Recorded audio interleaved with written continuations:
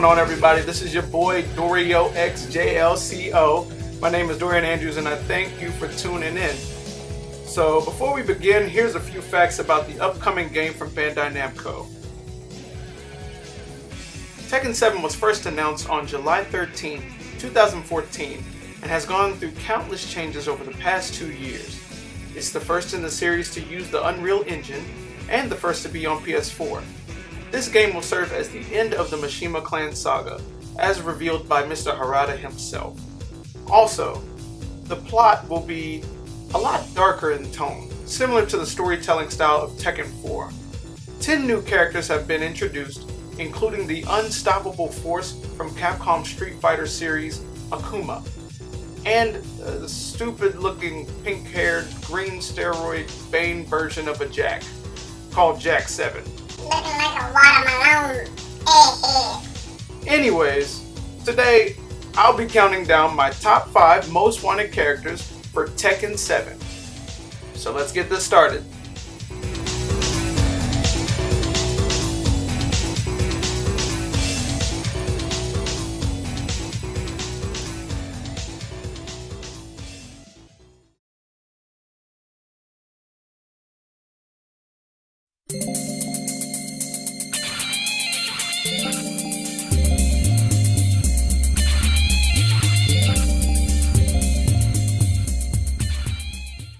Ganryu is one of the very first characters in this gaming franchise period. He has a style that is uniquely his own, and he is also, not to mention, the Yokozuna of sumo wrestling for this universe, which Yokozuna basically means he is the top tier fighter of the sport. And the fact that they don't even talk about that in his stories, in his endings at all, is kind of stupid. Now, according to Tekken Wiki, Ganryu also had a gambling addiction, and in Tekken 2, when Kazuya Mishima allowed Ganryu to become a bodyguard of his, he paid off a lot of Ganryu's debts. So maybe we could see something about Ganryu having a gambling addiction in the future. Well, regardless of what they do with his story, I just hope they get him away from this pathetic, stupid, stalking story about how much he loves Julia Chung. It's really annoying, and his character deserves better.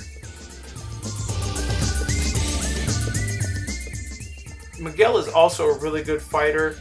His fighting style has no real merit to it. He just fights like a street thug, but a really awesome street thug.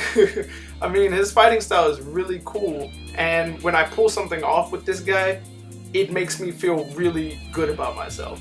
So my only request is, if they put him back in the game, please give him some kind of predictability about his moveset and his skill set, because his combos are pretty hard to pull off. But as far as the story is concerned, it's very good, and he's basically the equivalent to Batman vs. Superman, that being the result of Man of Steel. Miguel is kind of the result of Jun Kazama receiving the Mishima Zaibatsu and inflicting all this crazy damage on the world that they live in order to bring out this Azazel beast. And Miguel is basically the reason why everyone sees Jin as this villain. And I love it. Not only does Miguel's story give a sense of development for Jin, but also it gives a sense of complexity to Miguel's story as well. Now, I know what some of you are going to say.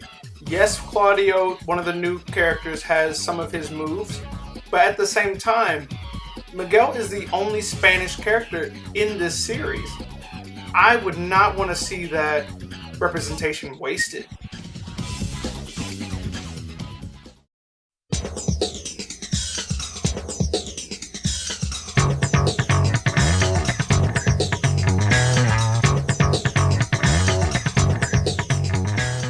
Safina is one of the newer characters of the series, originally starting in Tekken 6, and she has a very unique fighting style.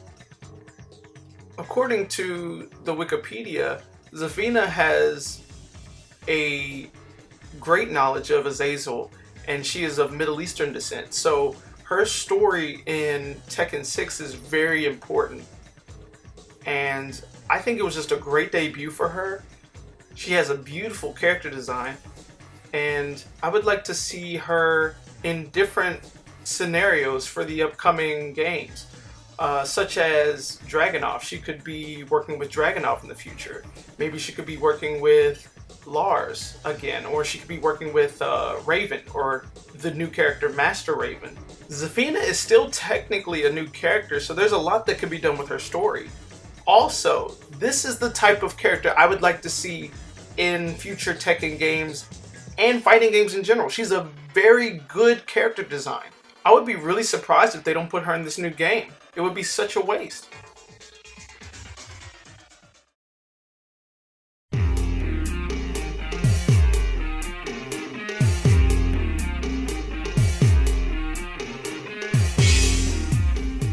Lee Chaolan, my main man, the adoptive son of Heihachi.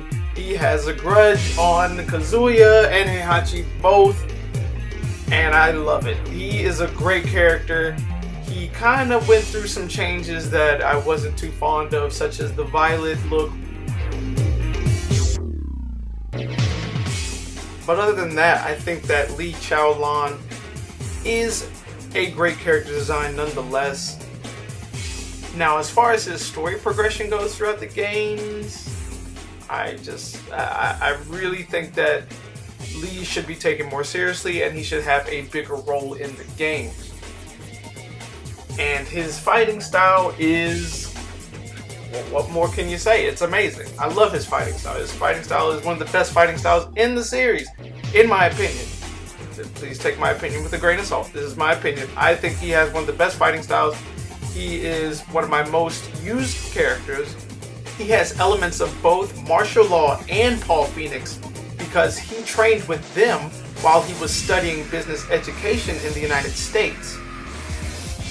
I also can't forget to mention that according to Wikipedia, Lee Chaolan is one of the most popular characters in the series, and he has only been absent in Tekken 3. So that says a lot about this character. And the fact that he's not announced for Tekken 7 is very disheartening. I really hope that he is introduced soon with a new character design.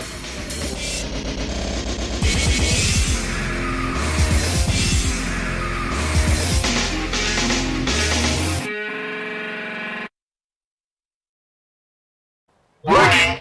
Warning! New challenger approaching!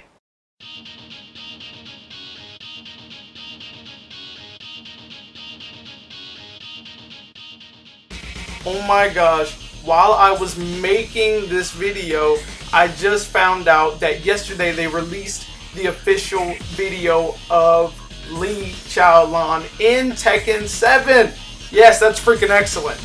And since there is Lee Chaolan, I'm going to switch him out with Eliza. Eliza is the female character that was introduced in Tekken Revolution due to fan votes, and she has no story. She has projectiles, and she's a clear proof of the fact that Mr. Harada is still trying for Tekken X Street Fighter. So, come on, what more can you say? Put her in.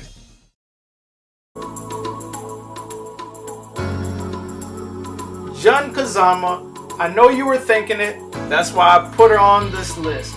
Jun Kazama is the mother of Jin Kazama, also the wife of Kazuya Mishima, and the daughter-in-law to Heihachi Mishima. Now, not much is known about Jun Kazama. All that we know is that she is a symbol of purity within the games. She does have a connection to Angel, which is the being that watches over Jin Kazama and Kazuya Mishima. Her character design is very classic. She wears all white. Her fighting style is very good. It was extremely pleasant to see Jin Kazama have the exact same fighting style as Jun Kazama in Tekken 3. However, they quickly changed his fighting style in Tekken 4, and it was a letdown for me, to be honest. I really don't like his new fighting style. They have changed it over the years to make it a little bit better and more accessible for other players, but Jun Kazama was the best as far as fighting mechanics for Jin, and that's not going to change.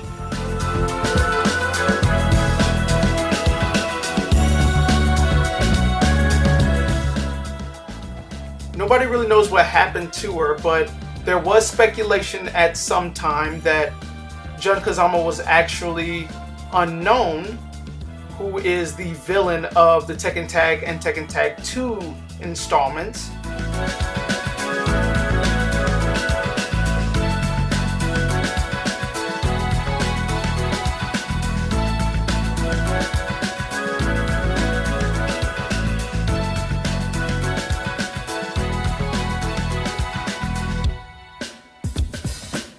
However, that claim was debunked by Mr. Harada himself.